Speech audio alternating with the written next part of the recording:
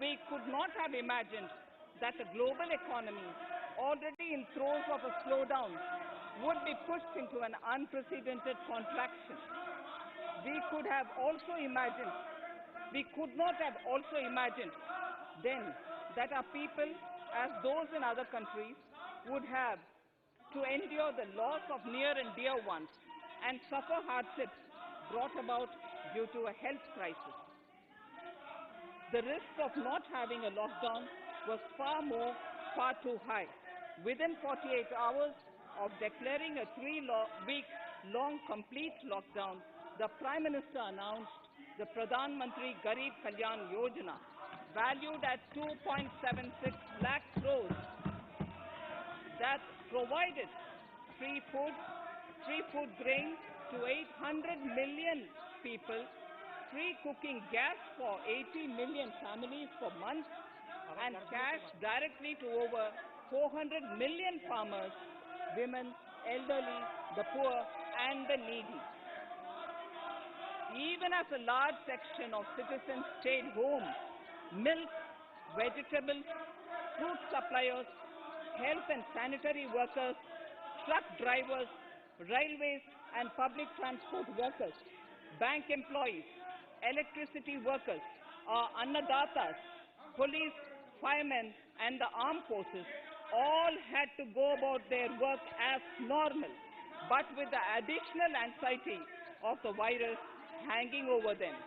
We recognize this, and I think I speak on behalf of everybody in this august house when I express my heartfelt gratitude to these men and women for how they were able to carry out their work and duty to provide for the nation's basics over those crucial months. Speaker, sir, for public good, honorable members of parliament and members of legislative assemblies too offered their salaries. In May 2020, the government announced the Atmanirbhar Bharat package.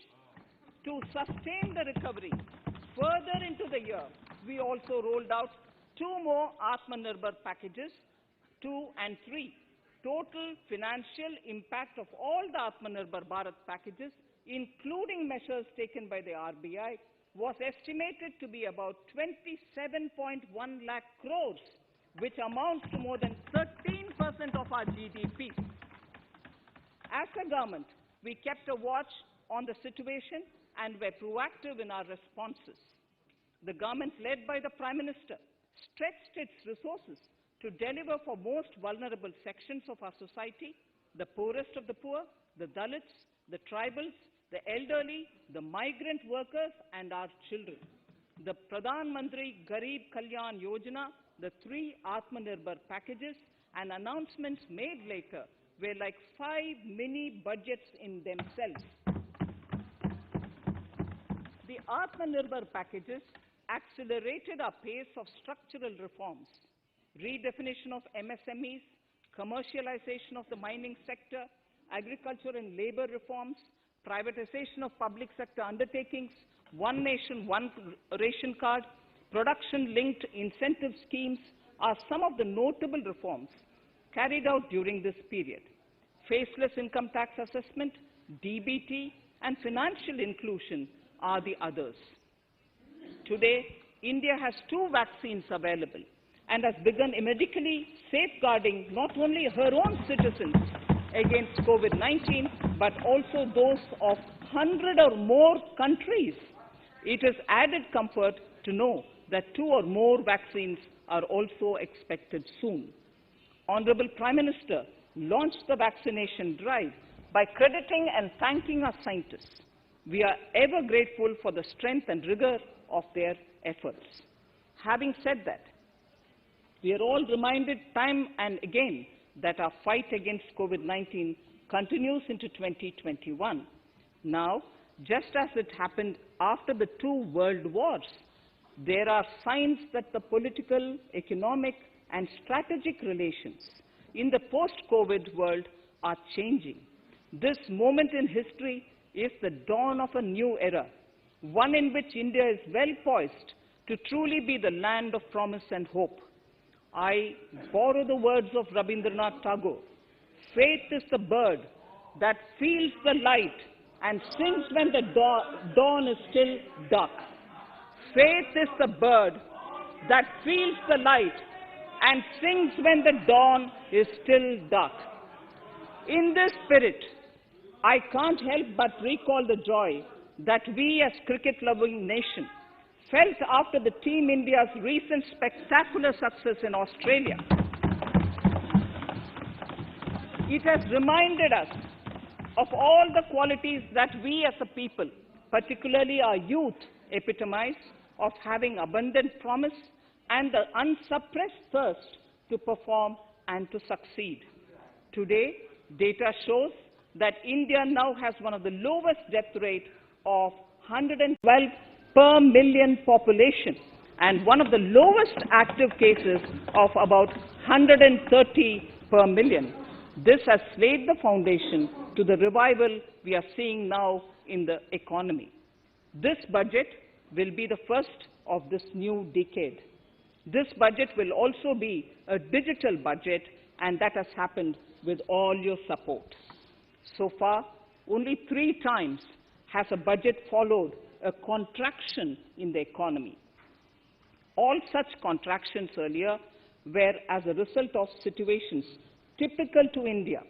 This time, the contraction in our economy is due to a global pandemic, just like in several other countries. Having said that, I want to confidently state that our government is fully prepared to support and facilitate the economy's reset. This budget provides every opportunity for our economy to raise and capture the pace that it needs for a sustainable growth. 2021 is the year of many important milestones for our history. I mention a few of these.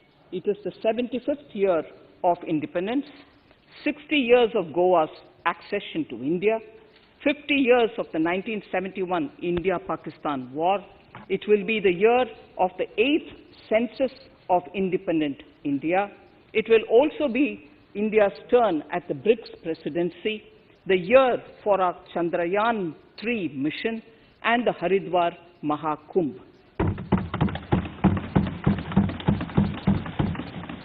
Honorable Speaker, before I commence Part A of the budget, I want to take a moment to acknowledge how isolating and distancing seemed like insurmountable challenges for a country like ours that has people coming together in times of crisis.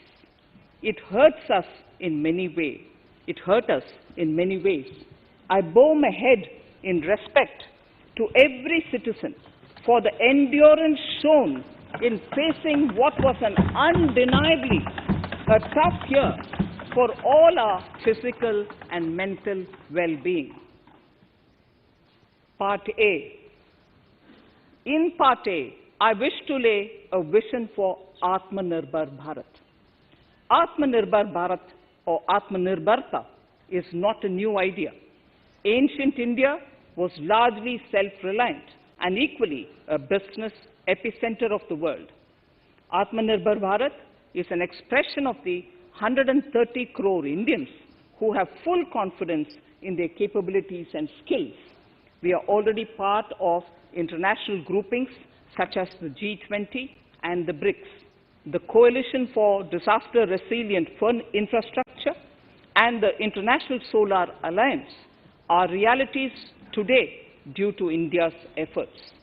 The proposals in Part A will further strengthen the sankalp of nation first, doubling farmers' income, strong infrastructure, healthy India, good governance, opportunities for youth, education for all, women empowerment, and inclusive development, among others. Additionally, also on the path to fast implementation are the 13 promises we had made in the budget of 2015-16, which were to materialize during the Amrit Mahotsav of 2022 on the 75th year of our independence.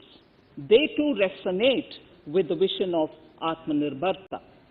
The budget proposals for 21-22 rest on 6 pillars: health and well-being, physical and financial capital and infrastructure, inclusive development for aspirational India, reinvigorating human capital, innovation and R&D, and as 6th, minimum government and maximum governance.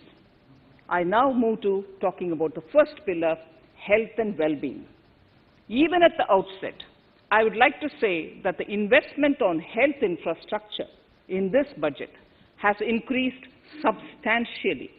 Progressively, as institutions absorb more, we shall commit more. Taking a holistic approach to health, we focus on strengthening 3 areas: preventive, curative, and well-being. Health systems. A new centrally sponsored scheme, PM Atmanirbhar Swasth Bharat Yojana, will be launched with an outlay of about 64,180 crores over 6 years. This will develop capacities of primary, secondary, and tertiary care health systems, strengthen existing national institutions, and create new institutions to cater to detection and cure of new and emerging diseases. This will be in addition to the National Health Mission. The main interventions under the scheme are support for over 17,000 rural and 11,000 urban health and wellness centers, setting up integrated public health labs in all districts, and 3,382 block public health units in 11 states, establishing critical care hospital blocks in 602 districts and 12 central institutions, strengthening of National Center for Disease Control, its 5 regional branches and 20 metropolitan health surveillance units, expansion of the integrated health information portal to all states and UTs to connect all public health labs, operationalization of 17 new public health units, and strengthening of 33 existing public health units at points of entry, that is, at 32 airports, 11 seaports, and 7 land crossings, setting up of 15 health emergency operations centers and 2 mobile hospitals, and setting up of a National Institution for One Health, a regional research platform for WHO, World Health Organization, Southeast Asia Region Office, 9 biosafety level 3 laboratories, and 4 regional national institutes for virology. Nutrition.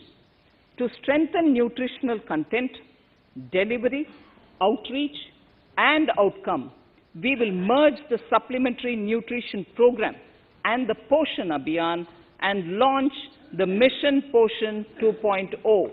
We shall adopt an intensified strategy to improve nutritional outcomes across 112 aspirational districts. Universal coverage of water supply. The World Health Organization has repeatedly stressed the importance of clean water, sanitation, and clean environment as a prerequisite to achieving universal health. The Jal Jeevan Mission Urban will be launched. It aims at universal water supply in all 4,378 urban local bodies with 2.86 crores household tap connections, as well as liquid waste management in 500 Amrit cities. It will be implemented over 5 years with an outlay of 2,87,000 crores.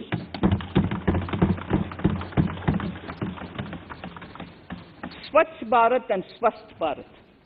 For further Swachhata of urban India, we intend to focus on complete fecal sludge management and wastewater treatment, source segregation of garbage, reduction in single-use plastic, reduction in air pollution by effectively managing waste from construction and demolition activities, and bioremediation of all legacy dump sites.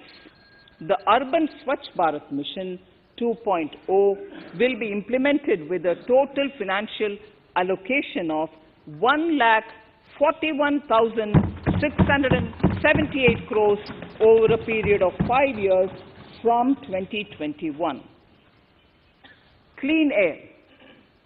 To tackle the burgeoning problem of air pollution, I propose to provide an amount of 2,217 crores of rupees for 42 urban centers with a million-plus population in this budget. Scrapping policy. We are separately announcing, Honorable Speaker, a voluntary vehicle scrapping policy to phase out old and unfit vehicles. This will help in encouraging fuel-efficient, environment-friendly vehicles, thereby reducing vehicular pollution and oil import bills. Vehicles would undergo fitness tests in automated fitness centers after 20 years in case of personal vehicles and after 15 years in case of commercial vehicles. Details of the scheme will be separately shared by the ministry. Vaccines. The pneumococcal vaccine, a made-in-India product, is presently limited to only 5 states. It will be rolled out across the country. This will avert more than 50,000 child deaths annually. Honorable Speaker, I have provided 35,000 crores of rupees for COVID-19 vaccines in this year 21-22. I am committed to provide further funds if required. So the budget outlay for health and well-being is 2,23,846 crores in this BE 21-22, as against the BE of only 94,452 crores, and it marks an increase of 137%. The details of the same are at Annexure 1 of the speech. Honorable Speaker, I now move to the second pillar, physical and financial capital and infrastructure. Atmanirbhar Bharat, production-linked incentive schemes are things which I would like to place an emphasis. For a $5 trillion economy, our manufacturing sector has to grow in double digits on a sustained basis. Our manufacturing companies need to become an integral part of global supply chains, possess core competence and cutting-edge technology. To achieve all of the above, PLI schemes to create manufacturing global champions for an Atmanirbhar Bharat have been announced for 13 sectors. For this, the government has committed nearly 1.97 lakh crores over 5 years starting this financial year. This initiative will help bring scale and size in key sectors, create and nurture global champions, and provide jobs to our youth. Textiles.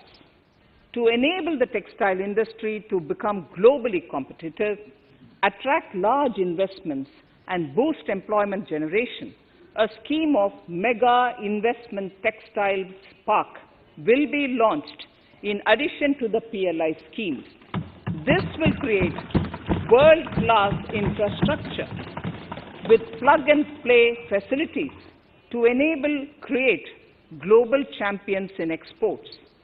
7 textile parks will be established over 3 years. Infrastructure. The National Infrastructure Pipeline, which I announced in December 2019, is the first of its kind. Whole of government exercise ever undertaken by Government of India. The NIP was launched with 6,835 projects. The project pipeline has now expanded to 7,400 projects.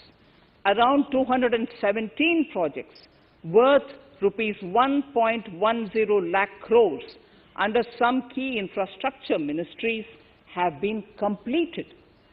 The NIP is a specific target which this government is committed to achieving over the coming years. It will require major increase in funding from both the government and the financial sector. In this budget, I propose to take concrete steps to do this in 3 ways. Firstly, by creating the institutional structures. Secondly, by a big thrust on monetizing assets.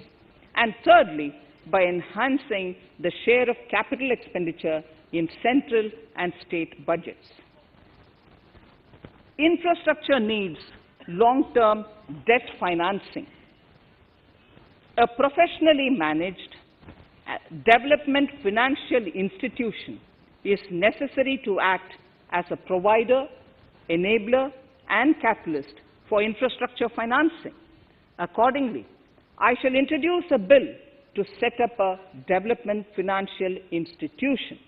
I have provided a sum of 20,000 crore rupees to capitalize this institution. The ambition is to have a lending portfolio of at least 5 lakh crores for this DFI within 3 years' time. Debt financing of InvITs and rates by foreign portfolio investors will be enabled by making suitable amendments in the relevant legislations. This will further ease access of finance to InvITs and rates, thus augmenting funds for infrastructure and real estate sectors. Asset monetization. Monetizing operating public infrastructure. Monetizing operating public infrastructure assets is a very important financing option for new infrastructure construction. A national monetization pipeline of potential brownfield infrastructure assets will be launched. An asset monetization dashboard will also be created for tracking the progress and to provide visibility to investors. Some important measures in the direction of monetization are National Highways Authority of India and the PGCIL each have sponsored one InvIT that will attract international and institutional investors. 5 operational roads with an estimated enterprise value of 5,000 crores of rupees are being transferred to the NHAI InvIT. Similarly, transmission assets of value 7,000 crores will be transferred to the PGCIL InvIT. Railways will monetize dedicated freight corridor assets for operations and maintenance after commissioning. The next lot of airports will be monetized for operations and management concessions.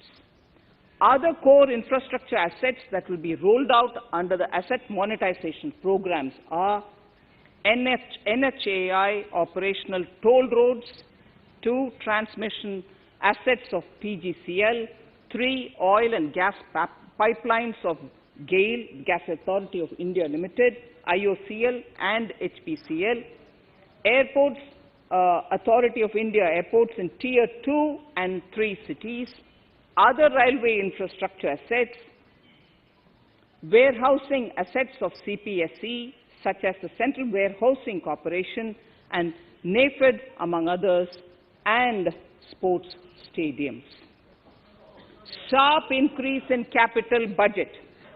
In the BE 2020-21, we had provided for 4.12 lakh crores for capital expenditure.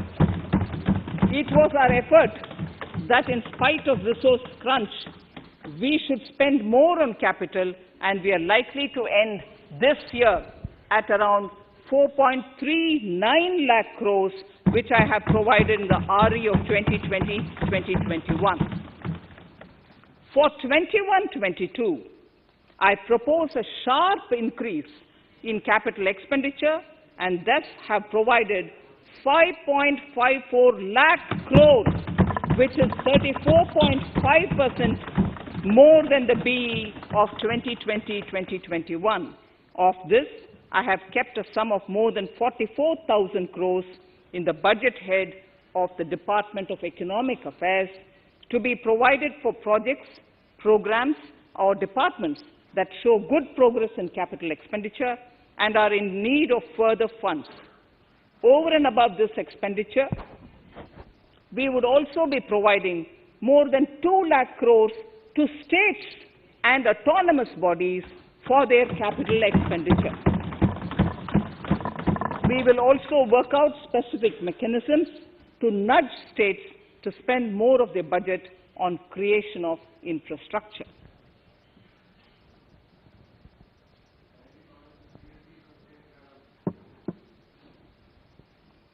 Roads and highways infrastructure.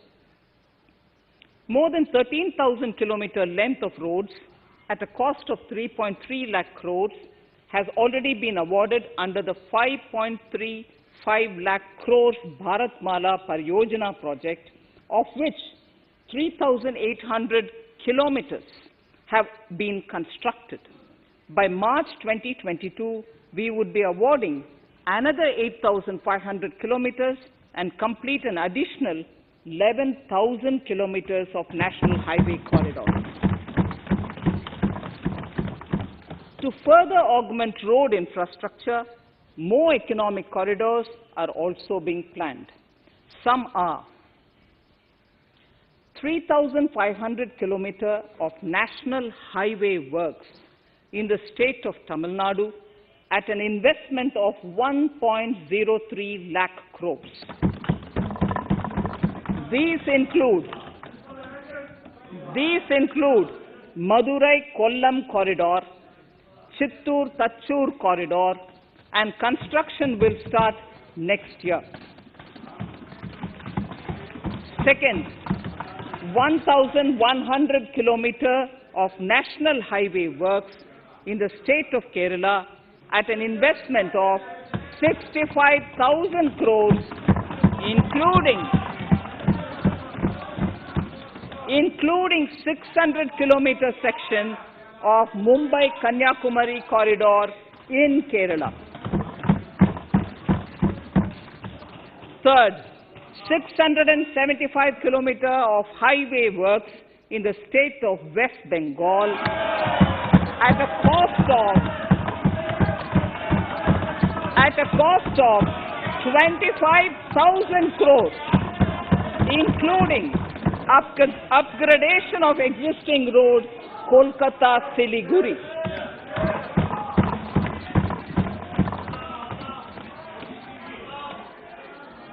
National highway works of around 19,000 crores are currently in progress in the state of Assam.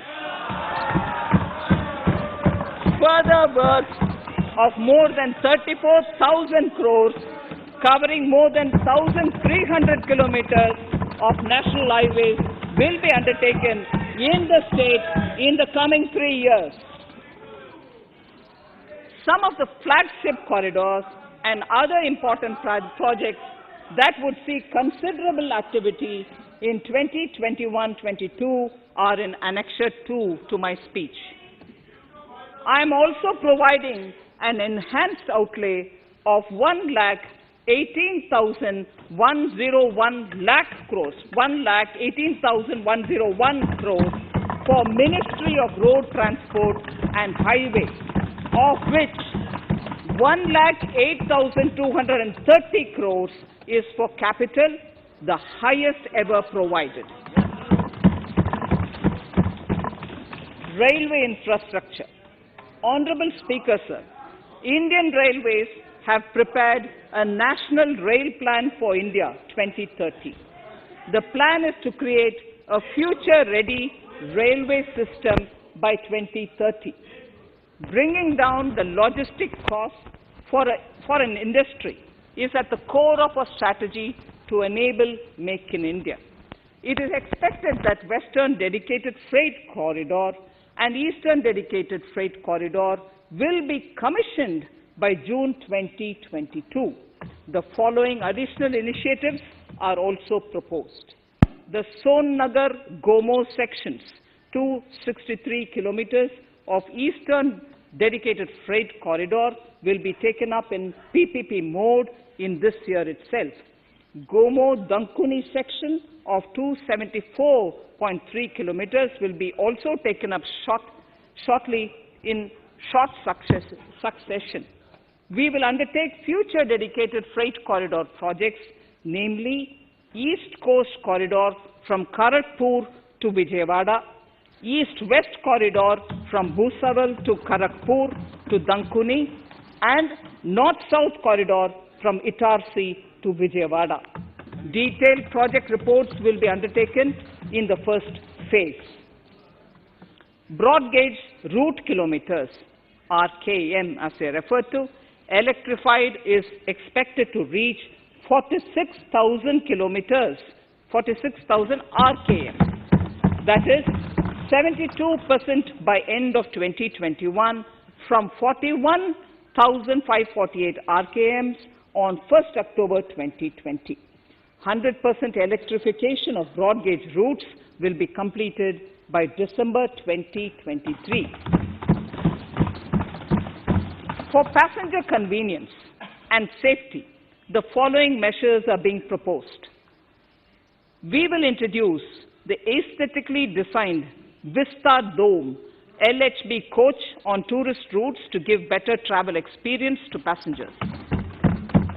The safety measures undertaken in the past few years have borne results. To further strengthen this effort, high-density network and highly utilized network routes of Indian Railways will be provided with an indigenously developed automatic train protection system that eliminates train collision due to human error. I am providing a record sum of 1,10,055 crores for railways, of which 1,07,100 crores is for capital expenditure only. Urban infrastructure. We will work towards raising the share of public transport in urban areas through expansion of metro rail networks and augmentation of city bus services. A new scheme will be launched at a cost of 18,000 crores to support augmentation of public bus transport services. The scheme will facilitate deployment of innovative PPP models to enable private sector players to finance, to acquire, to operate, and to maintain over 20,000 buses. The scheme will boost the automobile sector, provide fillip to economic growth, create employment opportunities for our youth, and enhance ease of mobility for urban residents. A total of 702 kilometers of conventional metro is operational, and another 1,016 kilometers of metro and RRTS is under construction in 27 cities. Two new technologies, that is Metro Light and Metro Neo, will be deployed to provide metro rail systems at much lesser cost with same experience, convenience, and safety in Tier 2 cities and peripheral areas of Tier 1 cities also. Central counterpart funding will be provided to Kochi Metro Railway Phase 2 of 11.5 kilometer at a cost of 1,957.05 crores. Chennai Metro Railway Phase 2 of 118.9 kilometers at a cost of 63,246 crores.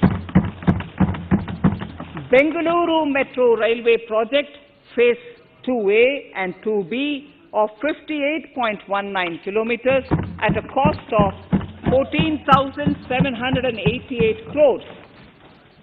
Nagpur Metro Rail Project Phase 2 and Nashik Metro at a cost of 5,976 crores and 2,092 crores respectively. Power infrastructure.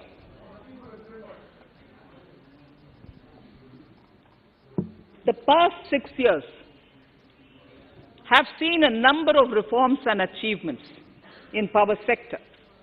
We have added 139 gigawatts of installed capacity, connected an additional 2.8 crore households, and added 1.41 lakh circuit kilometers of transmission lines. The distribution companies across the country are monopolies, either government or private. There is a need to provide choice to the consumers by promoting competition. A framework will be put in place to give consumers alternatives to choose from among more than one distribution companies. I read that sentence again. A framework will be put in place to give consumers alternatives to choose from among more than one distribution company. The viability of distribution companies is a serious concern. A revamped, reforms-based, results-linked power distribution sector scheme will be launched with an outlay of 3,05,984 crores over 5 years. The scheme will provide assistance to DISCOMs for infrastructure creation, including prepaid smart metering, feeder separation, upgradation of systems, etc., tied to financial improvements. Prime Minister, while speaking at the third Reinvestment Conference in November 2020, had announced plans to launch a comprehensive national hydrogen energy mission. It is now proposed to launch a hydrogen energy mission in 2021-22 for generating hydrogen from green power sources. Ports, shipping and waterways. Major ports will be moving from managing their operational services on their own to a model where a private partner will manage it for them. For the purpose, 7 projects worth more than 2,000 crores will be offered by the major ports on private-public partnership mode in FY 21-22. A scheme for promoting flagging of merchant ships in India will be launched by providing subsidy support to Indian shipping companies in global tenders floated by ministries and CPSCs. An amount of 1,624 crores will be provided over 5 years. This initiative will enable greater training and employment opportunities for Indian seafarers, besides enhancing Indian companies' share in global shipping. India has enacted Recycling of Ships Act in 2019 and acceded to the Hong Kong International Convention. Around 90 ship recycling yards at Alang in Gujarat have already achieved HKC compliant certificates. Efforts will be made to bring more ships to India from Europe and Japan. Recycling capacities of around 4.5 million light displacement ton LDT will be doubled by 2024. This is expected to generate an additional 1.5 lakh jobs for our youth. Petroleum and natural gas. Our government has kept fuel supplies running across the country without interruption during the COVID-19 lockdown period. Taking note of the crucial nature of the sector in people's lives, the following key initiatives are being announced. 1. Ujjwala scheme, which has benefited 8 crore households, will be extended to cover 1 crore more beneficiaries. We will add 100 more districts in next 3 years to the city gas distribution network. A gas pipeline project will be taken up in the Union Territory of Jammu and Kashmir. An independent gas transport system operator will be set up for facilitation and coordination of booking of common carrier capacity in all natural gas pipelines on a non-discriminatory open access basis.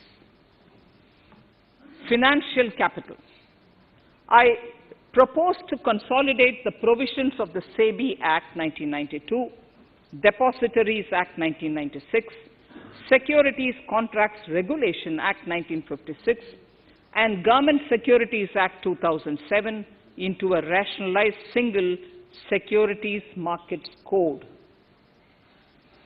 The government would support the development of a world-class fintech hub at the GIFT IFSC.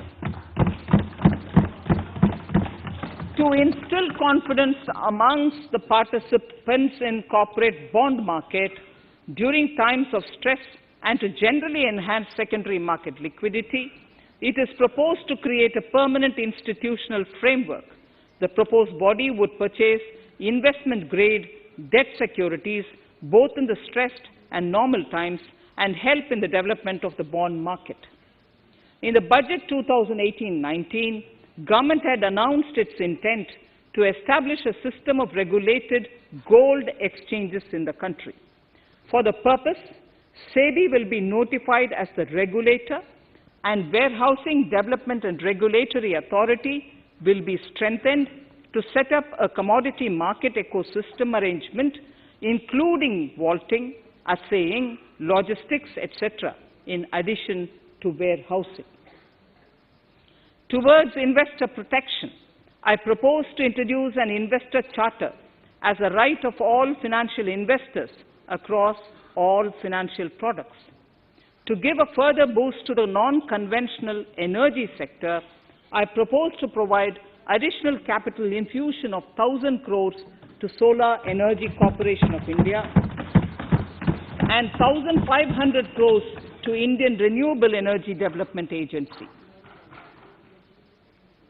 I propose to amend the Insurance Act 1938 to increase the permissible FDI limit from 49% to 74% in insurance companies and allow foreign ownership and control with safeguards. Under the new structure, the majority of directors on the board and key management persons would be resident Indians, with at least 50% of directors being independent directors and specified percentage of profits being retained as general reserve. Stressed asset resolution by setting up a new structure. The high level of provisioning by public sector banks of their stressed assets calls for a measure to clean up the bank books. An asset reconstruction company limited and asset management company would be set up to consolidate and take over the existing stressed debt and then manage and dispose of the assets to alternative investment funds and other potential investors for eventual value realization. Recapitalization of PSB. To further consolidate the financial capital capacity of PSBs, further recapitalization of 20,000 crores is proposed in 21-22. Deposit insurance. Last year, government had approved an increase in the deposit insurance cover from 1 lakh rupees to 5 lakhs for bank customers. I shall be moving amendments to DICGC Act 1961 in this session itself to streamline the provision so that if a bank is temporarily unable to fulfill its obligations, the depositors of such bank can get easy and time-bound access to their deposits to the extent of the deposit insurance cover. This would help depositors of banks that are currently under stress.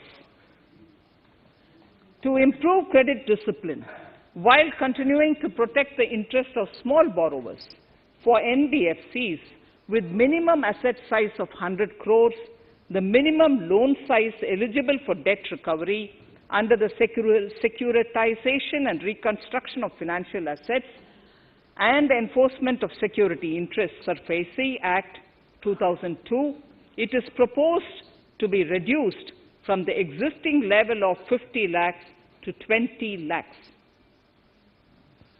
Company matters. The decriminalization of the procedural and technical compoundable offences under Companies Act 2013 is now complete. I now propose to take up decriminalization of the Limited Liability Partnerships Act 2008. Honourable Speaker, I propose to revise the definition under the Companies Act 2013 for small companies by increasing the threshold for paid-up capital from not exceeding 50 lakh to not exceeding 2 crores and turnover from not exceeding 2 crores to not exceeding 20 crores. This will benefit more than 2 lakh companies in easing their compliance requirements. As a further measure which directly benefits startups and innovators, I propose to incentivize the incorporation of one-person companies by allowing one-person companies to grow without any restriction on paid-up capital and turnover, allowing their conversion into any other type of company at any time, reducing the residency limit for an Indian citizen to set up an one-person company from 182 days to 120 days, and allow also non-resident Indians to incorporate OPCs in India. This will be a big boost for startups. To ensure faster resolution of cases, the NCLT framework will be strengthened, e-court system shall be implemented, and alternate methods of debt resolution and special framework for MSMEs shall be introduced. During the coming fiscal, we will be launching data analytics, artificial intelligence, machine learning-driven MCA 2.1 version to MCA 21 version 3.0. MCA 21 version 3.0. This version 3.0 will have additional modules for e-scrutiny, e-adjudication, e-consultation, and compliance management. Disinvestment and strategic sale. In spite of COVID-19, we have kept working towards strategic disinvestment. A number of transactions, namely BPCL, Air India, Shipping Corporation of India, Container Corporation of India, IDBI Bank, Bharat Earth Movers Limited, Pavan Hans, Neelachal Ispat Nigam Limited, among others, would be completed in 21-22. Other than IDBI Bank, we propose to take up the 2 public sector banks and 1 general insurance company in the year 21-22. This would require legislative amendments, and I propose to introduce the amendments in this session itself. In 21-22, we would also bring the IPO of LIC, for which I am bringing the requisite amendments in this session itself. In the Atmanirbhar package, I had announced that we will come out with a policy of strategic disinvestment of public sector enterprises. I am happy to inform the House that the government has the government has approved the said policy. The policy provides a clear roadmap for disinvestment in all non-strategic and strategic sectors. We have kept 4 areas that are strategic, where bare minimum CPSEs will be maintained and rest privatized. In the remaining sectors of all CPSEs will be privatized. The main highlights of the policy are mentioned in Annexure 3. To fast forward the disinvestment policy, I'm asking NITI to work out on the next list of centre public sector companies that would be taken up for strategic disinvestment. To similarly incentivize states to take to disinvestment of their public sector companies, we will work out an incentive package of central funds to states. Idle assets will not contribute to Atmanirbhar Bharat. The non-core assets largely consist of surplus land with government ministries and departments and public sector enterprises. Monetizing of land can either be by way of direct sale or concession or by similar means. This requires special abilities, and for this purpose, I propose to use a special purpose vehicle in the form of a company that would carry out this activity. In order to ensure timely completion of closure of sick or loss-making CPSEs, we will introduce a revised mechanism that will ensure timely closure of such units.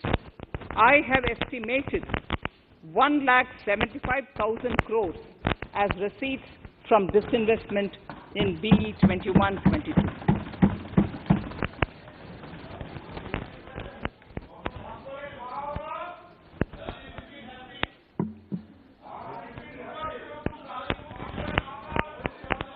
Government financial reforms. Under the Treasury Single Account, the TSA system, autonomous bodies directly draw funds from the government's account at the time of actual expenditure, saving interest costs. We will extend the TSA system for universal application from 21-22. On the recommendation of the 15th Finance Commission, we have undertaken a detailed exercise to rationalize and bring down the number of centrally sponsored schemes. This will enable consolidation of outlays for better impact. The government is committed to the development of multi-state cooperatives and will provide all support to them. To further streamline the ease of doing business for cooperatives, I propose to set up a separate administrative structure for them. So the third pillar of Atmanirbhar Bharat, inclusive development for aspirational India. Honorable Speaker, sir, under this pillar, I will cover agriculture and allied sectors, farmers' welfare and rural India, migrant workers and labour, and financial inclusion. Agriculture. Our government is committed to the welfare of farmers. The MSP regime has undergone a sea change to assure price that is at least 1.5 times the cost of production across all commodities.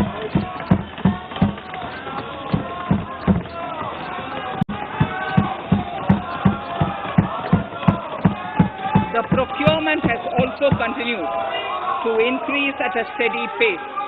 This has resulted in increase in payment to farmers substantially. In case of wheat, a total amount paid to farmers in 2013-14. Honorable Speaker, sir, the data that I give now is important for all honorable members to kindly hear. In case of wheat, the total amount paid to farmers in 2013-14 was 33,874 crores. In 2019-20, it was 62,802 crores. And even better, Honorable Speaker, in 2020-2021, this amount paid to farmers was 75,060 crores.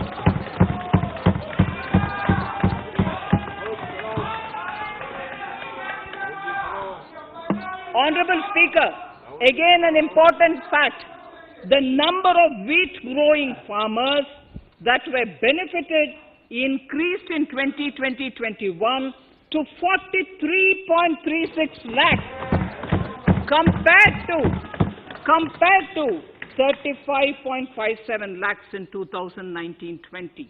That much of an increase within 1 year.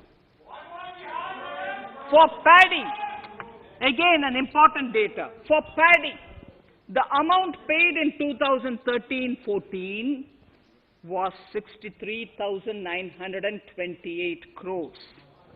In 2019-20, this increased to 1,41,930 crores.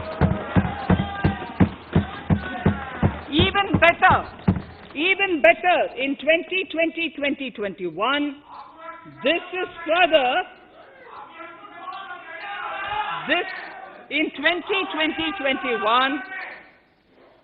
in 2020-21, this is further estimated, and I'm saying this is further estimated because the procurement is ongoing, and therefore I can't give you the final figure.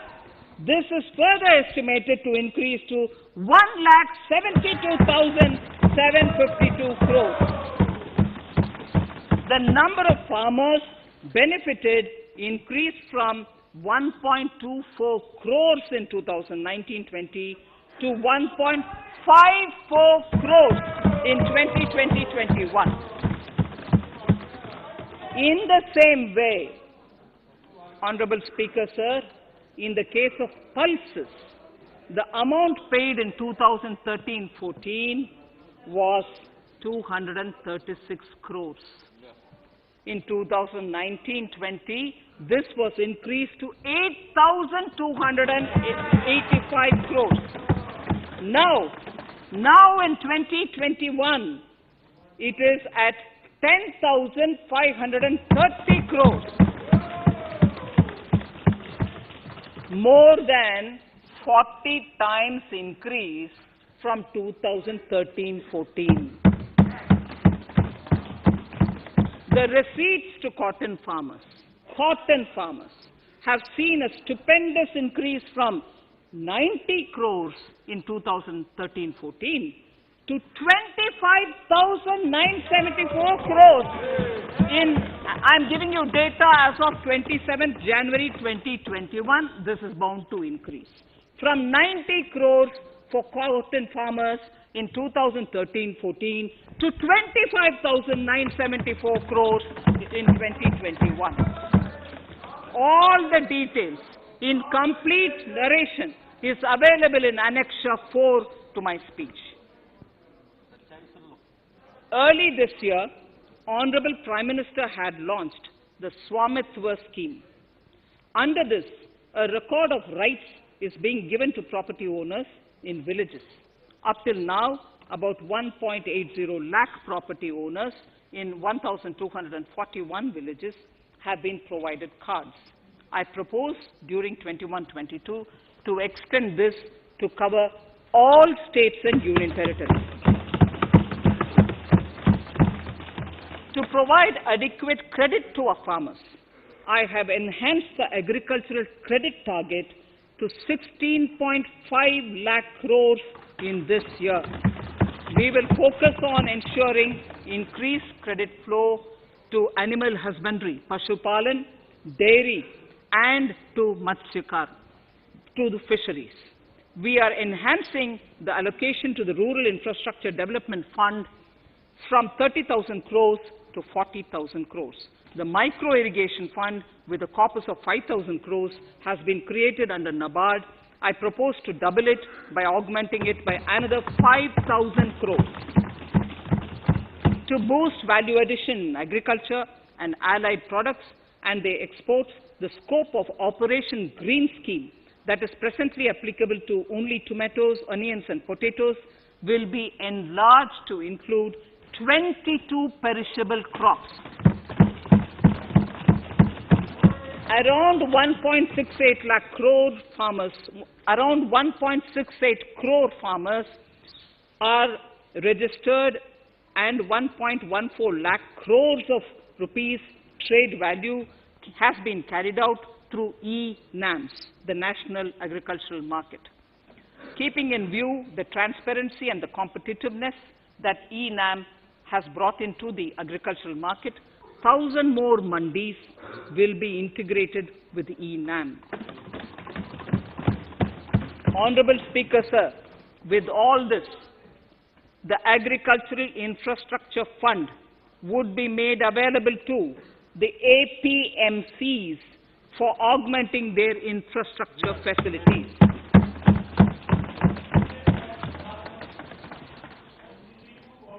Fisheries. I am proposing substantial investments in the development of modern fishing harbors and fish landing centers. To start with, 5 major fishing harbors, Kochi, Chennai, Visakhapatnam, Paradip, and Petua Ghat, will be developed as hubs for economic activity. We will also develop inland fishing harbors and fish landing centers along the banks of rivers and waterways. Seaweed farming is an emerging sector with potential to transform the lives of coastal communities. It will provide large-scale employment and additional incomes. To promote seaweed farming and cultivation, I propose a multi-purpose seaweed park to be established in Tamil Nadu. Migrant workers and laborers. We have launched the One Nation, One Ration Card scheme, through which beneficiaries can claim their rations anywhere in the country. Migrant workers in particular benefit from the scheme. Those staying away from their families can partially claim their ration where they are stationed, while their family in their native places can claim the rest. I am happy to inform you that One Nation, One Ration Card plan is under implementation by 32 states and union territories, reaching about 69 crore beneficiaries. That's a total of 86% beneficiaries covered. The remaining 4 states and UTs will be integrated in the next few months.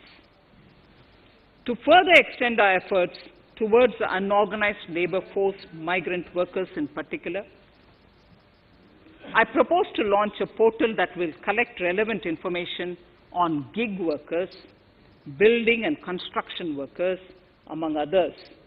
This will help formulate health, housing, skill, insurance credit, and food schemes for all migrant workers. We will conclude a process that began 20 years ago with the implementation of the 4 labor codes. For the first time globally, social security benefits will be extended to gig and platform workers.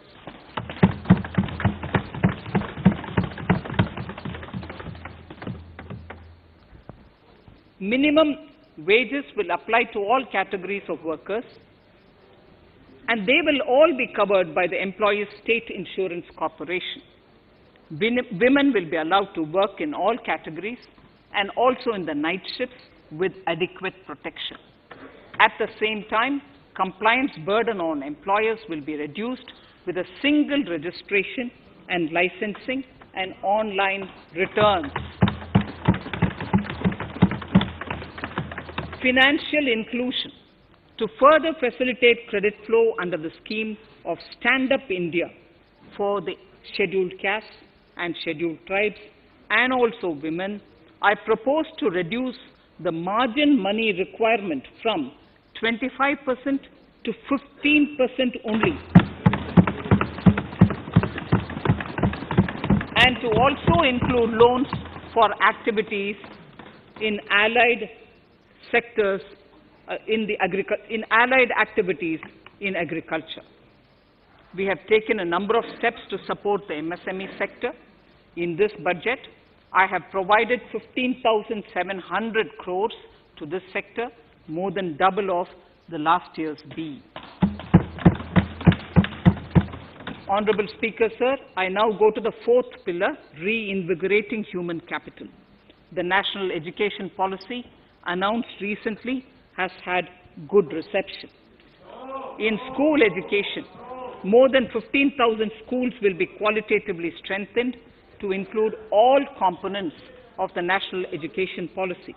They shall emerge as exemplar schools in their regions, hand-holding and mentoring other schools to achieve the ideals of policy.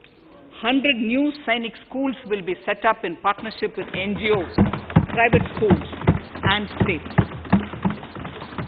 Higher education.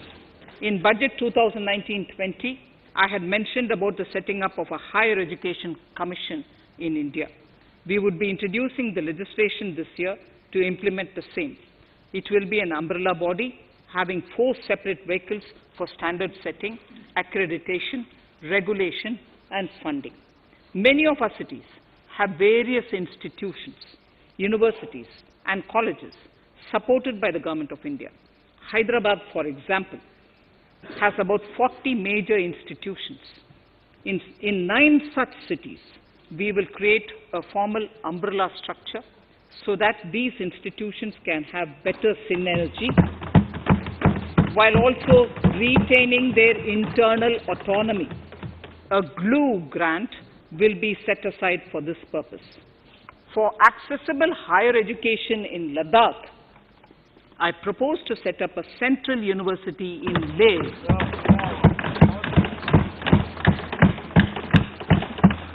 The other important projects to be taken up as a part of the NEP are listed in Annexure 5. Scheduled caste and scheduled tribes welfare. We have set ourselves a target of establishing 750 Eklavya model residential schools in our tribal areas. I propose to increase the unit cost of each such school from 20 crores, which is what it is now, to 38 crores, and for hilly and difficult areas to 48 crores. This would help creating robust infrastructure facilities for our tribal students. We have revamped the post-metric scholarship scheme for the welfare of scheduled caste students. I have also enhanced the central assistance in this regard. We are allotting 35,219 crores for 6 years till 25-26 to benefit 4 crores scheduled caste students. Skilling. In 2016, we had launched the National Apprenticeship Promotion Scheme. The government proposes to amend the Apprenticeship Act with a view to further enhancing apprenticeship opportunities for our youth. We will realign the existing scheme of National Apprenticeship Training Scheme for providing post-education apprenticeship, training of graduates and diploma holders in engineering. Over 3,000 crores will be provided for this purpose. An initiative is underway, Honorable Speaker, in partnership with the United Arab Emirates to benchmark skill qualifications, assessment and certification, accompanied by the deployment of certified workforce. We also have a collaborative training, intertraining program between India and Japan to facilitate transfer of Japanese industrial and vocational skills, techniques, and knowledge. We will take forward this initiative with many more countries also.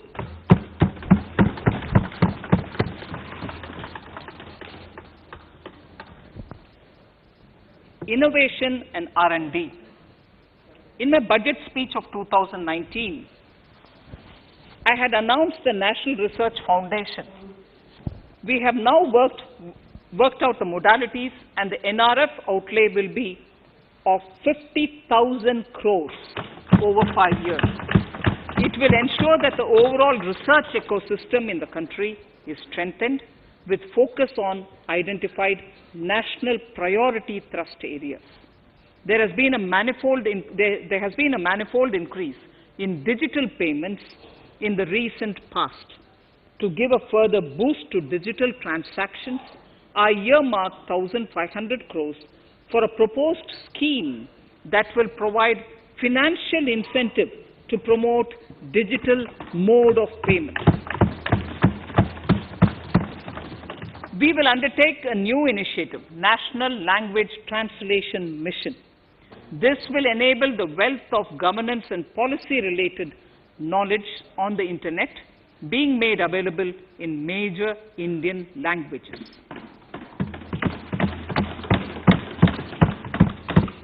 The new Space India Limited, a PSU, under the Department of Space, will execute the PSLV CS-51 launch, carrying the Amazonia satellite from Brazil, along with a few smaller Indian satellites. As part of the Gaganyaan mission activities, 4 Indian astronauts are being trained on generic spaceflight aspects in Russia.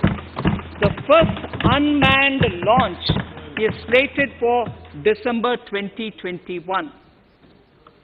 Our oceans are a storehouse of living and non-living resources. To better understand this realm, we will launch a deep ocean mission with a budget outlay of more than 4,000 crores over 5 years. This mission will cover deep ocean survey exploration and projects for the conservation of deep sea biodiversity. I come to the 6th pillar, Honorable Speaker, minimum government, maximum governance. Honorable Speaker, sir, this is the last of the 6 pillars. This will outline plans for reforms in one of our core principles of minimum government, maximum governance. We have taken a number of steps to bring reforms in tribunals in the last few years for speedy delivery of justice. Continuing with the reforms process, I now propose to take further measures to rationalize the functioning of tribunals. We have introduced the National Commission for Allied Healthcare Professionals Bill in Parliament. National Commission for Allied Healthcare Professionals Bill in the Parliament, with a view to ensure transparent and efficient regulation of 56 allied healthcare professionals. Additionally, to bring about transparency, efficiency, and governance reforms in the nursing profession, the National Nursing and Midwifery Commission Bill will be introduced by the government for passing. To have ease of doing business for those who deal with government or CPSEs and carry out contracts, I propose to set up a conciliation mechanism and mandate its use for quick resolution of contractual disputes. This will instill confidence in private investors and contractors. Honorable Speaker, sir, the forthcoming census could be the first digital census in the history of India.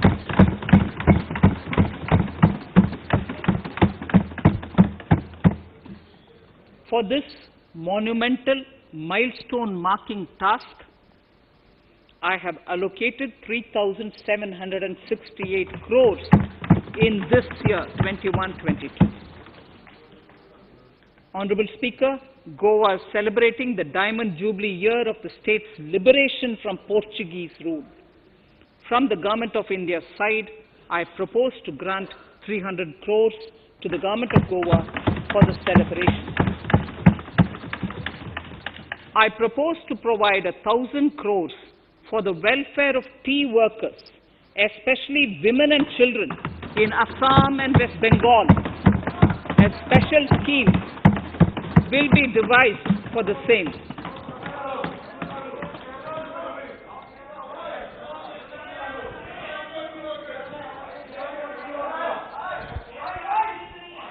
Fiscal position. Fiscal position. In these last few paragraphs of part A of my speech, I draw the attention of this august House to the fact that at the beginning of the current financial year, the pandemic's impact on the economy resulted in a weak revenue inflow. This was combined with high expenditure to provide essential relief to vulnerable sections of the society, especially the poor, the women, scheduled castes, and scheduled tribes. Unlike many other countries, we opted for a series of medium-sized packages during the pandemic so that we could calibrate and target our response according to the evolving situation.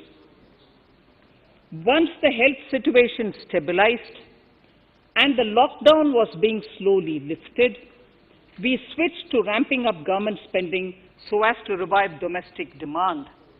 As a result, against an original BE expenditure of 30.42 lakh crores for 2020-21, our RE estimates are 34.50 lakhs. 30.42 now within the year going up to 34.5 lakh crores. We have maintained quality of expenditure. The capital expenditure estimated in the RE is 4.39 lakh crores as against 4.12 lakh crores in the BE stage. So the beginning of the year we had marked only 4.12 lakh, whereas it is 4.39 lakh crores as we end the year.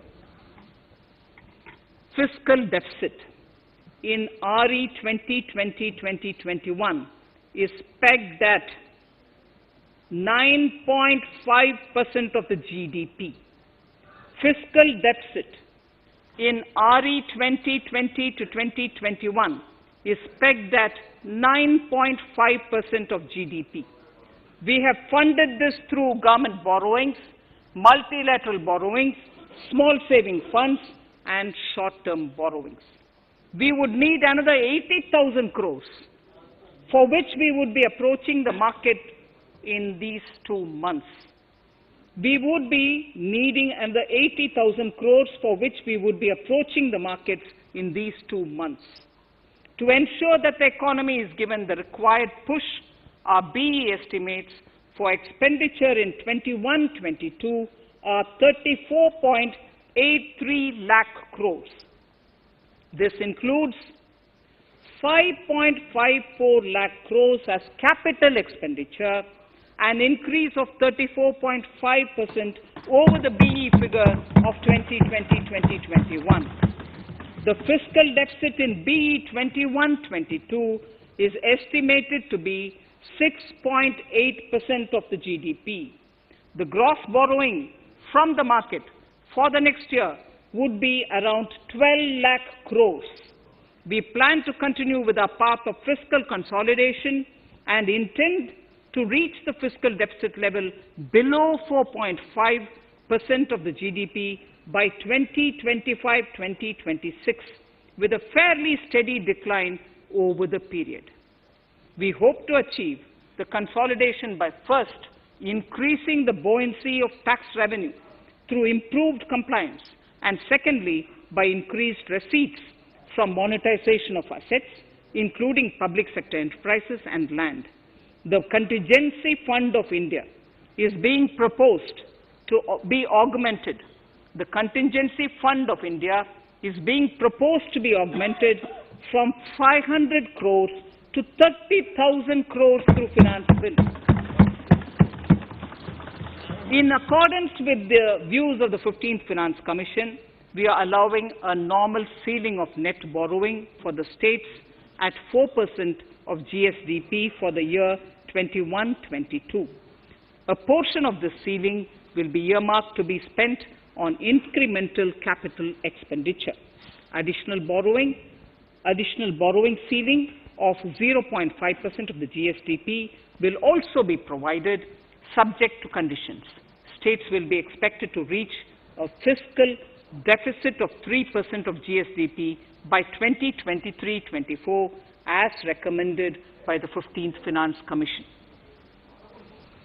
In the July 2019-20 budget, I introduced the Statement 27 on extra budgetary resources. It disclosed the borrowings of the government agencies that went towards funding Government of India schemes and whose repayment burden was on the government. In my 2020-21 budget, I enhanced the scope and coverage of that statement by including the loans provided by government to the FCI, the Food Corporation of India. Taking a step further in this direction, I propose to discontinue the NSSF loan to FCI for food subsidy, and accordingly, budget provisions have been made in RE 2020-21 and in the BE 2021-22. The extra budgetary resource details are at Annexure 6. We know that the Frbm Act mandates fiscal deficit of 3% of GDP to be achieved by 31st March 2020-2021. The effect of this year's unforeseen and unprecedented circumstances has necessitated the submission of a deviation statement under Sections 4 of Subclause 5 and Section 7, Subclause 3b of the Frbm Act, which I am laying on the table of the House as part of the Frbm documents. Towards achieving central government fiscal deficit along the broad path that I have already indicated, I will be introducing an amendment to the Frbm Act. Honorable Speaker, on the 9th of December 2020, the 15th Finance Commission submitted its final report covering the period 2021 to 2026 to the Rashtrapati Ji. The government has laid the Commission's report along with the explanatory memorandum in the Parliament, retaining the vertical shares of the states at 41%. We recognize our commitment to fiscal federalism and propose, therefore, to adhere to this recommendation. Jammu and Kashmir in the 14th Finance Commission was entitled to get devolution being a state. Now the funds of the UTs of Jammu Kashmir and Ladakh would be provided by the centre. I have also provided on the Commission's recommendation 1,18,452 crores as revenue deficit grant to 17 states in 21-22 as against 74,340 crores to 14 states in 2020-21. Honorable Speaker, I would now move to Part B of my speech.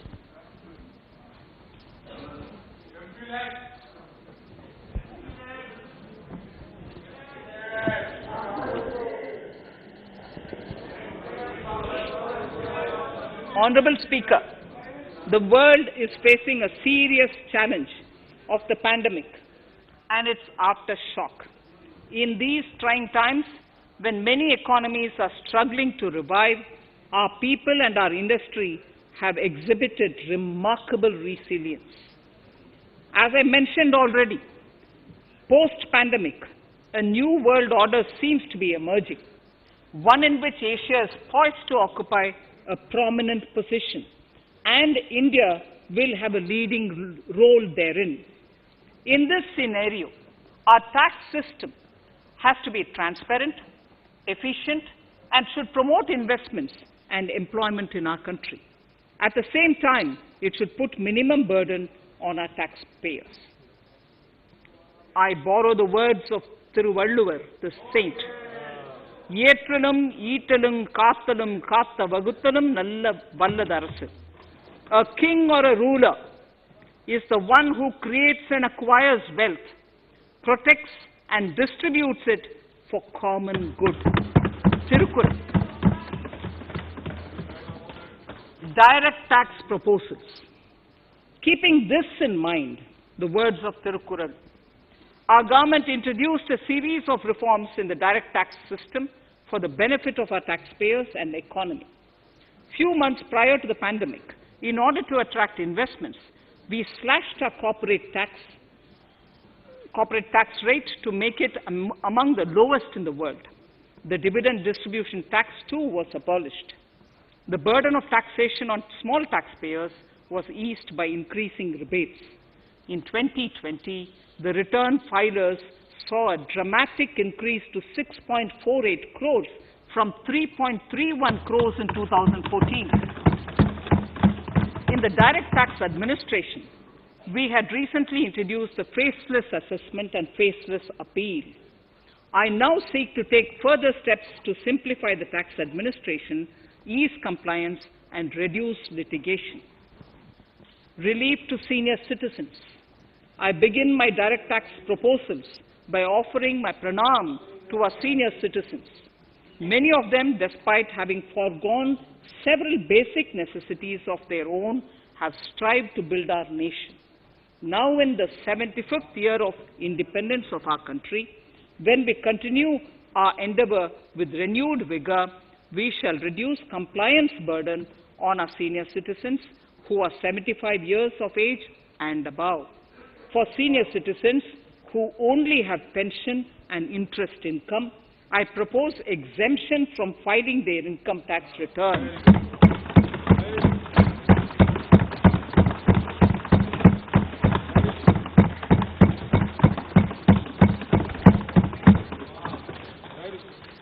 The paying bank will deduct the necessary tax on their income. Reduction in time for income tax proceedings. This is a very key announcement if you are asking.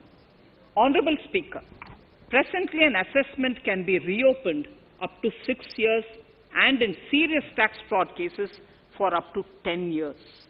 As a result, taxpayers have to remain under uncertainty for a very long time.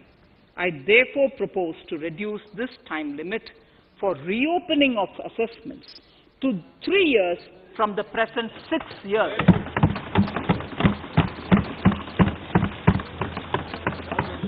In serious tax evasion cases too, only where there is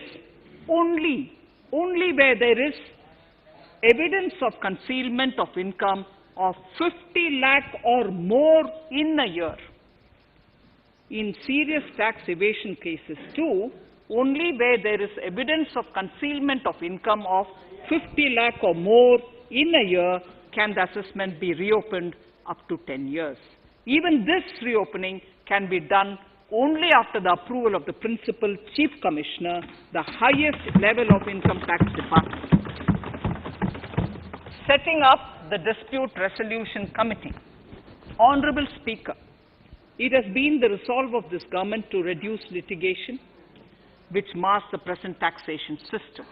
The government came out with the Direct Taxation Vivad Se Vishwas scheme to give taxpayers an opportunity to settle long-pending disputes and be relieved to further strain on their time and resources. The response from taxpayers has been the best ever, as over 110,000 taxpayers have already opted to settle tax disputes of over 85,000 crores under the scheme. To further reduce litigation for small taxpayers, I propose to constitute a dispute resolution committee for them, which will be faceless to ensure efficiency, transparency, and accountability. Anyone with a taxable income up to 50 lakh and disputed income up to 10 lakh shall be eligible to approach the committee. Faceless IT-AT. For ease of compliance and to reduce discretion, we are committed to make the taxation processes faceless. The government has already introduced faceless assessment and appeal this year. The next level of income tax appeal is the Income Tax Appellate Tribunal. I now propose to make this tribunal faceless. We shall establish a national faceless Income Tax Appellate Tribunal Center. All communication between the tribunal and the appellant shall be electronic. Where personal hearing is needed, it shall be done through video conferencing. Relaxations to NRI. When non-resident Indians return to India, they have issues with respect to their accrued incomes in their foreign retirement accounts. This is usually due to mismatch in taxation period. They also face difficulties in getting credit for Indian taxes in foreign jurisdictions. I propose to notify rules for removing their hardship of double taxation. Exemption from audit. Currently, if your turnover exceeds 1 crore, you have to get your accounts audited.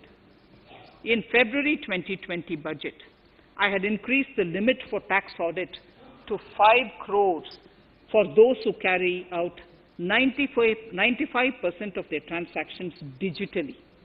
To further incentivize digital transactions and to reduce compliance burden, I propose to increase this limit for tax audit for such persons from 5 crores to 10 crores. Relief for dividend. In the previous budget, I had abolished the dividend distribution tax in order to incentivize investment. Dividend was made taxable in the hands of shareholders. Now, in order to provide ease of compliance, I propose to make dividend payment to rate and InvIT exempt from TDS. Further, as the amount of dividend income cannot be estimated correctly by the shareholders for paying advance tax, I propose to provide that advance tax liability on dividend income shall arise only after the declaration or payment of dividend. Also, for the foreign portfolio investors, I propose to enable deduction of tax on dividend income at lower treaty rate. Attracting foreign investment into infrastructure sector. In the last budget, for attracting foreign investment in the infrastructure sector, we had granted 100% tax exemption, subject to certain conditions, to foreign sovereign wealth funds and pension funds on their income from investment in Indian infrastructure. We have noticed that few of such funds are facing difficulties in meeting some of the conditions. In order to ensure that a large number of funds invest in India, I propose to relax some of these conditions relating to prohibition on private funding, restriction on commercial activities, and direct investment in infrastructure. In order to allow funding of infrastructure by issue of zero-coupon bonds, I propose to make notified infrastructure debt funds eligible to raise funds by issuing tax-efficient zero-coupon bonds. Affordable housing.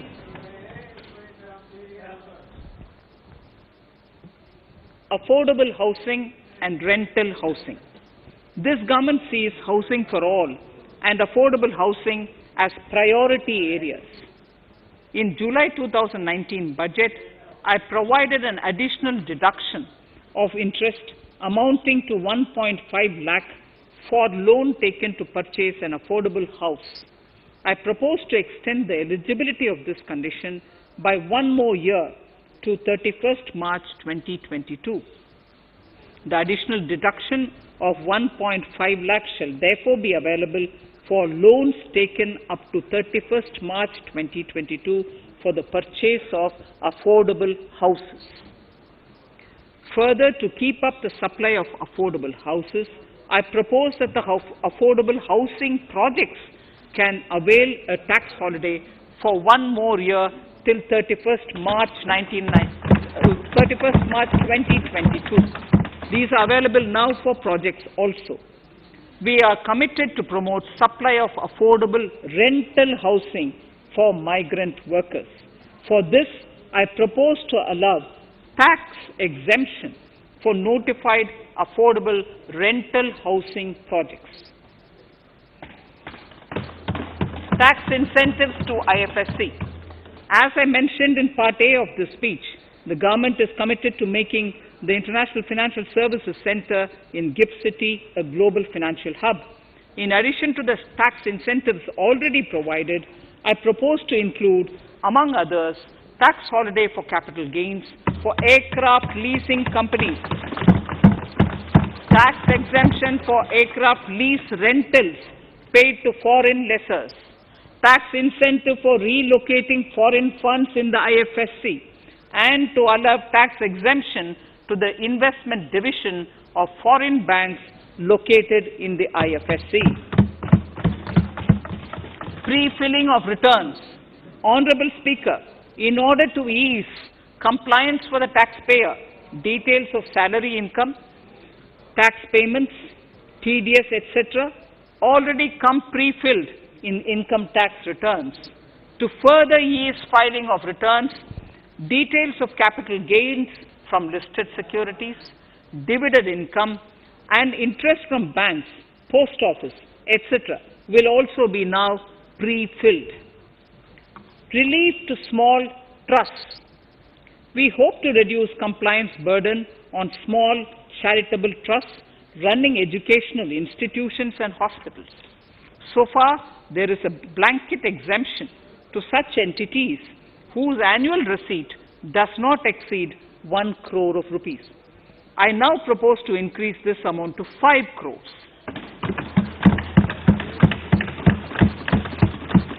Labor welfare.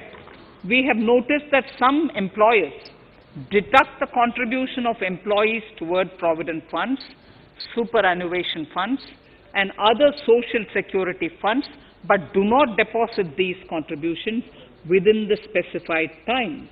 For these employees, this means a loss of interest or income. In cases where an employer later becomes financially unviable, non-deposit results in a permanent loss for the employees. In order to ensure that employees' contributions are deposited on time, I reiterate that the late deposit of employees' contribution by the employer will not be allowed as deduction to the employer.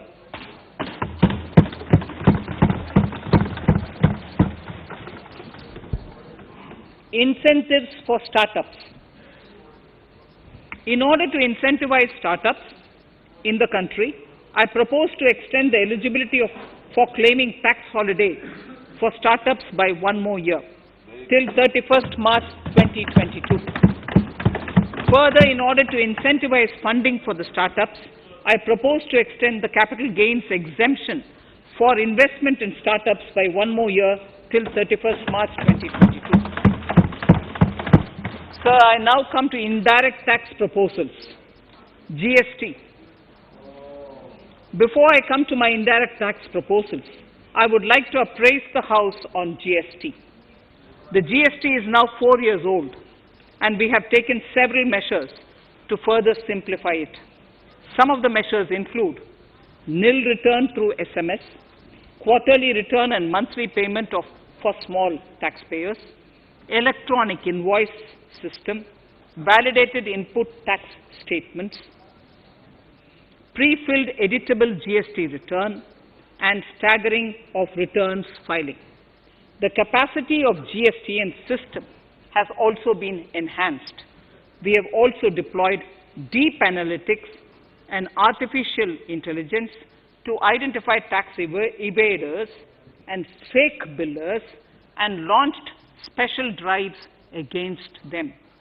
The results speak for themselves. We have made record collections in the last few months. The GST Council has painstakingly thrashed out thorny issues. As chairperson to the Council, I want to assure this House that we shall take every possible measure to smoothen the GST further and to remove anomalies such as inverted duty structure. Custom duty rationalization. Our custom duty policy should have the twin objective of promoting domestic manufacturing and helping India get on to global value chain and export better. The thrust now has to be on easy access to raw materials and exports of value-added products. Towards this, last year, we started overhauling the customs duty structure, eliminating 80 outdated exemptions. I also thank everyone who responded overwhelmingly to a crowdsourcing call for suggestions on this revamp. I now propose to review more than 400 old exemptions this year. I repeat, I now propose to review more than 400 old exemptions this year. We will conduct this through extensive consultations, and from 1st October 2021, we will put in place a revised customs duty structure free of distortions. I also propose that any new customs duty exemptions, therefore, henceforth will have validity up to 31st March following 2 years from the date of the issue. Electronic and mobile phone industry.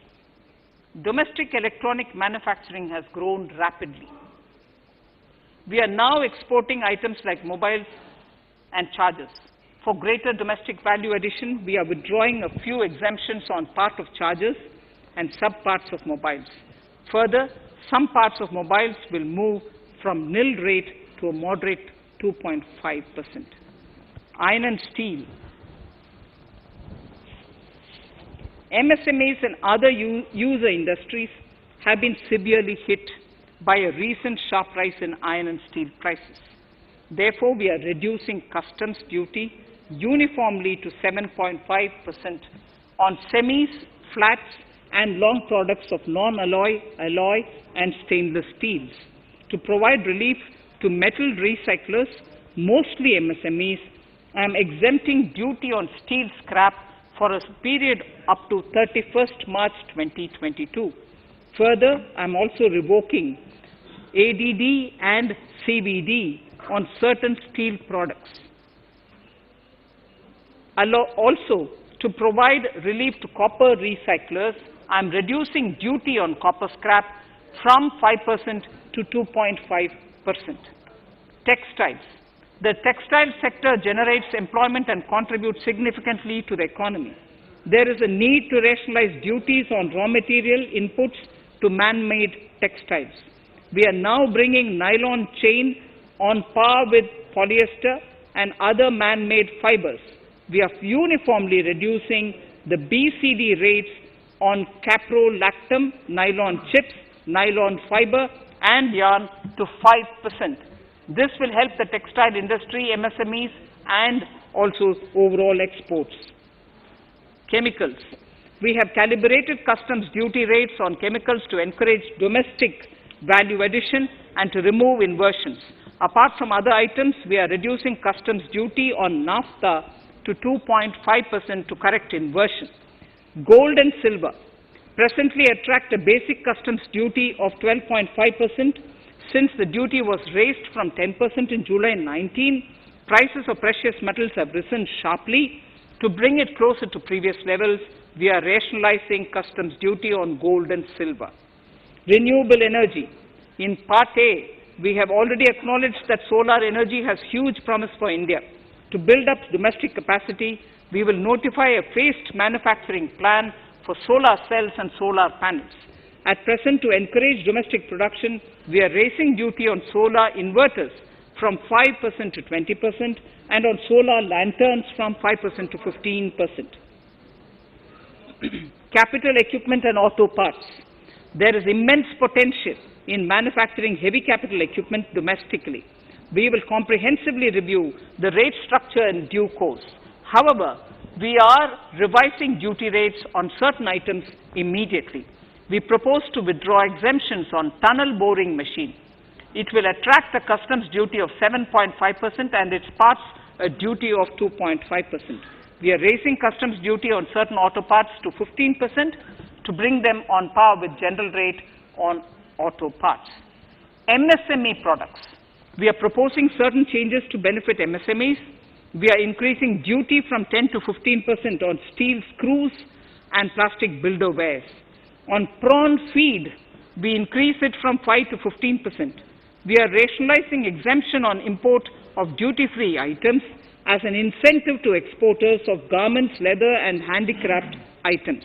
Almost all of these items are made domestically by our MSMEs. We are withdrawing exemption on imports of certain kinds of leathers as they are domestically produced in good quantity and quality, mostly by MSMEs. We are also raising customs duty on finished synthetic gemstones to encourage domestic processing. Agriculture products to benefit farmers. We are raising customs duty on cotton from nil to 10%, on raw silk and silk yarn from 10 to 15%. We are also withdrawing end-use-based concession on denatured ethyl alcohol. Currently, rates are being uniformly calibrated to 15% on items like maize, bran, rice bran, oil cake, and animal feed additives. There is an immediate need to improve agricultural infrastructure so that we produce more while also conserving and processing agricultural output efficiently.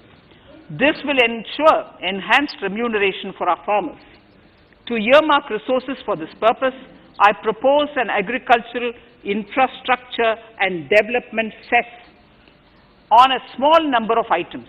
However, while applying this cess, we have taken care not to put additional burden on consumers on most items. Rationalization of procedures and easing of compliance. For a judicious application, we propose certain changes in the provisioning related to ADD, anti-dumping duty, and CVD, countervailing duty levies. To complete customs investigation, we are prescribing definite timelines. In 2020, we rolled out the Turant Customs Initiative, which brought in faceless, paperless, and contactless customs measures. With effect from September 2020, we have implemented a new procedure for administration of rules of origin. This has helped in putting a check on misuse of FTAs. The specific details of direct and indirect tax changes proposed are listed in the annexure to my speech. Honorable Speaker, sir, with these words, I commend the budget to this august House. Thank you.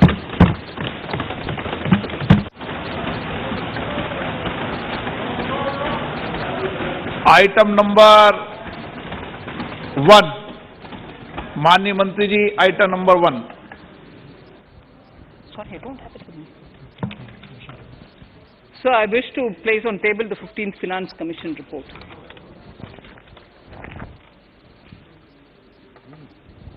Item number 3. Manya Mantri ji. Sir, I wish to lay on the table the following statements under Section 3(1) of the Fiscal Responsibility and Budget Management Act 2003, the medium-term fiscal policy fiscal policy strategy statement and macroeconomic framework statement.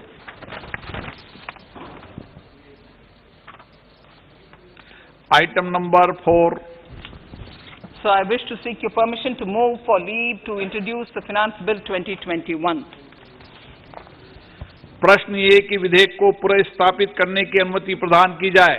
जो सदस्य इसके पक्ष में हाँ कहें, जो सदस्य इसके विरोध में ना कहें। मेरे विचार में निर्णय हाँ वालों के पक्ष में हुआ, हाँ वालों के पक्ष हुआ। माननीय मंत्री जी विधेयक को पुनर्स्थापित करें। Shri Prahlad Joshi ji, with your permission, I rise to present the 18th report of Business Advisory Committee. माननीय सदस्यगण, माननीय वित्त मंत्री जी के बजट भाषण की प्रतियां प्रकाशक प्लग पर उपलब्ध है। सदस्य अपनी प्रति प्रकाशन प्लग से प्राप्त कर सकते हैं। माननीय सदस्यगण, जैसा कि आपको समाचार 2 के माध्यम से पहले ही सूचित किया जा चुका है कि बजट की प्रतियां आपको मेंबर्स पोर्टल के माध्यम से उपलब्ध कराई जा रही है। सभा की कार्रवाई मंगलवार दिनांक 2 फरवरी 2021 को दोपहर 4 बजे तक के लिए स्थगित की जाती है।